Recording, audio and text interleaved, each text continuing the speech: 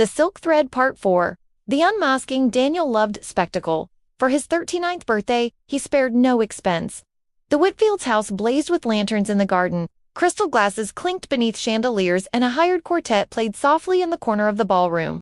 He greeted guests with his politician's smile. Wide, warm, practiced. Clara hovered at his side in a gown of midnight silk, her hand light on his arm, her face serene.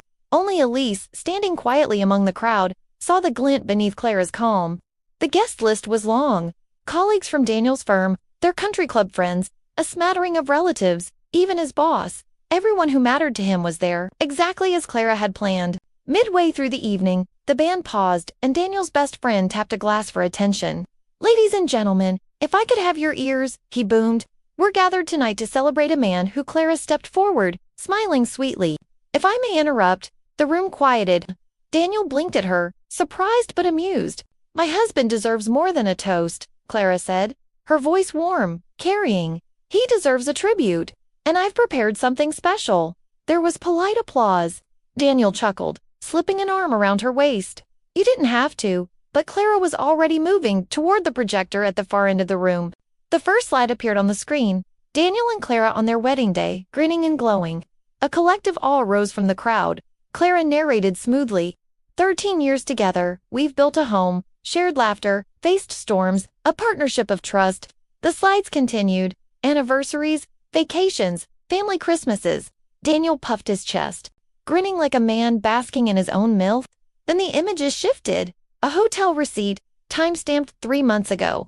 A bouquet delivery addressed not to Clara, but to Elise. A restaurant bill for 2 in a neighborhood far from Daniel's office. Murmurs rippled through the crowd. Daniel's smile faltered. "Clara," he hissed under his breath, "what are you doing?" Clara's tone never wavered. "A partnership built on trust," she repeated. "But sometimes, the person you trust most has other investments."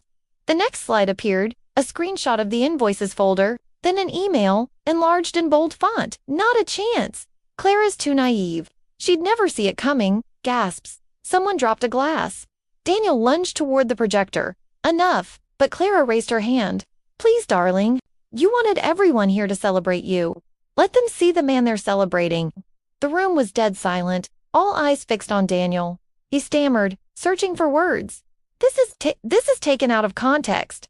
"Clara, we'll talk about this privately." But Clara wasn't finished. She glanced across the crowd, and Elise stepped forward. The room parted like a curtain. Whispers swelled. "Elise," Clara said clearly, "would you care to introduce yourself?" Elise's voice trembled, but she held her ground. "My name is Elise Carter. I'm the woman Daniel's been seeing for almost a year." Chaos erupted. Gasps, murmurs, someone muttering, "My God." Daniel's face turned scarlet. "Elise, don't. You don't know what you're saying?" But Elise only looked at Clara, and the two women exchanged a silent nod. Daniel tried to recover, his voice rising. "This is insane. Clara, you're humiliating yourself." "No," Clara cut in, her tone sharp and ringing. "I'm unmasking you. For 13 years, I played the good wife. Tonight, I play something else. The truth." The final slide filled the screen, a photo Clara had taken secretly. Daniel and Elise tangled in each other's arms, kissing outside the boutique hotel, his wedding ring glinting in the streetlight. The silence that followed was suffocating. Daniel's boss set down his drink with a hard click. A colleague muttered to another, "He's finished." Friends avoided his eyes.